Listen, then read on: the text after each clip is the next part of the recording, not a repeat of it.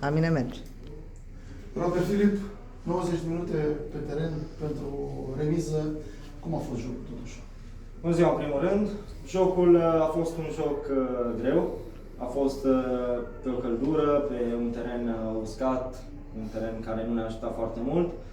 Dar până la urmă consider egalul un rezultat echitabil, un rezultat bun.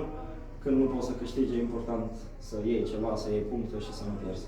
A fost unul din remarcații, poate de astăzi nu au venit, dar te-ai integrat foarte rapid în echipă. Da, băieții m-au primit foarte bine, clubul m-a primit foarte bine și sunt foarte fericit că sunt aici și sper să facem treabă tot anul. Totuși, cine a lipsit astăzi ca să câștigăm?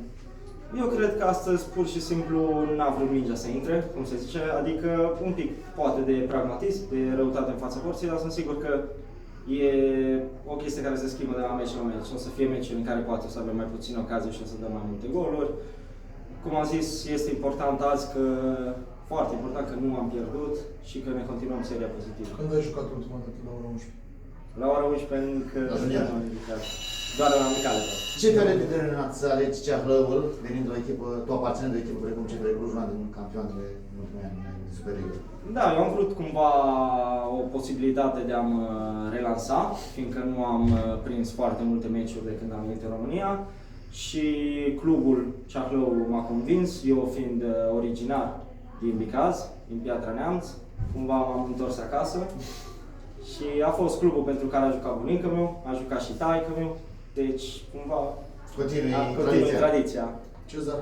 CSM Ceahlău a căutat în sezoanele precedente un coordonator de joc la mijlocul terenului. Pentru asta ai fost adus tu și ți-ai asumat rolul ăsta? Nu știu neapărat dacă pentru asta am fost adus, dar mie îmi place rolul în care joc, îmi place să am mingea, să găsesc soluții. Deci dacă responsabilitatea va fi pe umerii mei, mi-o asum, însă fotbalul este un joc de echipă și toată echipa se mișcă bine și trebuie să se miște bine în continuare. Trebuie să fim uniți, unul pentru celălalt, unde nu ajunge un coleg de-al meu trebuie să ajung eu și tot așa, unde nu ajung eu să vină un coleg de-al meu.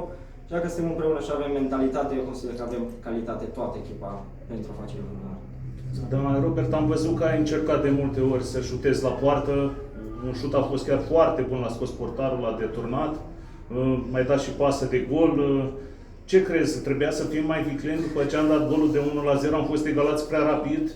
Ne-am relaxat puțin sau așa s-a întâmplat? Nu cred că a fost vorba de relaxare. Până la urmă sunt și adversarii pe teren. Adversarul nostru a prins un șut de la 30 de metri în vinclu. Acolo nu cred că mai e vina nimănui sau a relaxării. E pur și simplu execuția fotbalistului și a jucătorului. Dar eu consider că nu a fost o problemă de gestionare a avantajului și chiar puteam să câștigăm pe final. Așa a fost să fie, ne gândim deja la următorul meci, pentru că nu se oprește nimeni să se gândească. Monica? Ai un tatuaj la baza gâtului, te caracterizează sau ai prins caracterizarea asta în Ardeal? Cumva mi l-am făcut pentru că aș vrea să mă caracterizez, pentru să-mi aduc aminte să am răbdare în viață, pentru că nu am avut întotdeauna și sper să-mi intre, cum a intrat în piele, să intre și în creier. Cât de mult crezi că va conta experiența ta pe care ai acum la CFR Cluj, cât și în alte, și la Botoșanu, dacă nu mă înșel, cât de mult va ajuta echipa de Ceahlăului? Eu sper cât mai mult. Acum, depinde de mine cât de mult o va ajuta. Dar sunt și jucători cu mai multă experiență ca mine în acest club. Este important să continuăm să muncim și atâta. Ok, experiența pe care am avut-o, dar orice meci aparte de fotbal, orice antrenament, orice situație în care te regăsești e una nouă și experiența te ajută, dar până la un moment dat. Cât de mult se simte diferența dintre la Liga, Superliga și Liga a doua, poate prematur, dar cum ai simțit tu ca antrenamente, ca nivelul jocului? Nu am simțit o diferență foarte mare.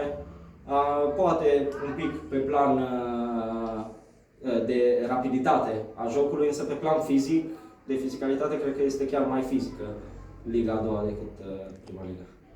Ai făcut pereche la mijlocul terenului cu un alt jucător din zona Bicazului, cu Copoț Bar. Cum crezi? Cum te completezi cu el fiind puțin mai experimentat, mai în vârstă ca tine? Mai defensiv.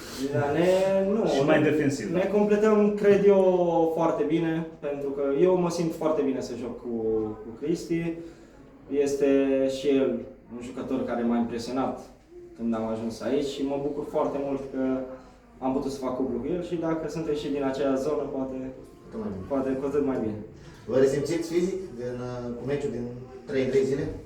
Momentan nu. Astăzi a fost un teren foarte greu și o să vedem, dar cred că avem lotul și ne antrenăm și muncim destul încât să putem face față. La ce te referi că a fost terenul greu? În ce privință? Terenul a fost greu pentru că a fost uscat. A fost uscat, iarba înaltă și se simte un pic pe picioare. Dar nu, asta nu e o scuză, pentru că și adversarii au jucat pe același teren, dar e un pic mai greu la picioare, însă sunt sigur că ne vom reveni și, cum am zis, avem lotul și schimbările ca să putem să jucăm în 2 competiții. Mulțumim! Eu vă mulțumesc!